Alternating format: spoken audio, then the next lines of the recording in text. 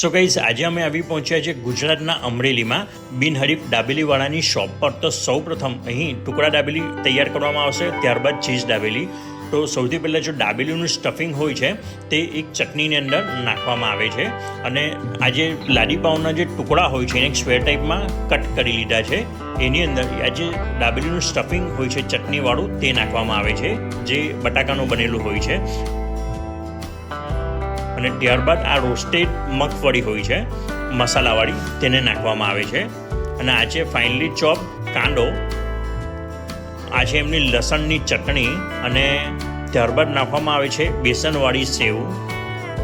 અને આ જે દાબેલી છે અહીં ખૂબ પ્રખ્યાત છે ટુકડા દાબેલી। અહીં ઘણી પ્રકારની દાબેલીની વેરાયટીઝ મળે છે, જેવી કે ચીઝવાળી ટુકડા દાબેલી, નોર્મલ દાબેલી, બટરવાળી દાબેલી, એવી ઘણી વેરાયટીઝ અહીં વર્ષોથી વેચવામાં આવે છે। અને આ બિનહરીફ દાબેલી અમરેલીની અંદર ખૂબ પ્રખ્યાત છે અને અહીંની મસાલા મૂંગફળી પણ ઘણી વખણાય છે।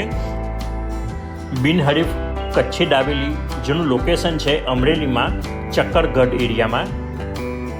અને હવે જોઈ શકો છો જે દાબેલી નોર્મલ દાબેલી હોય છે એની અંદર આ ચીઝ નાખવામાં આવે છે। એક સાથે અહીં ઘણી બધી દાબેલીઓને તૈયાર કરવામાં આવે છે, પણ મોસ્ટ ફેવરિટ અહીંયા નોર્મલવાળી દાબેલી છે।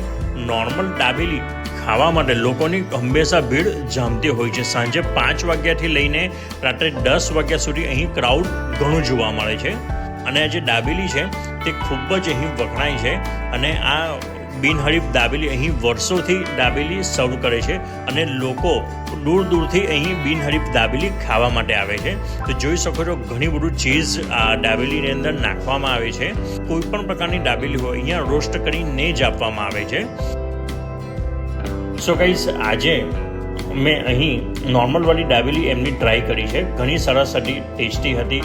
અને જો તમે પણ અમરોલી આવો તો અહીંની આ જે બિનહરીફ દાબેલી છે એની કોઈ પણ વેરાયટીઝ અહીં ટ્રાય કરી શકો છો।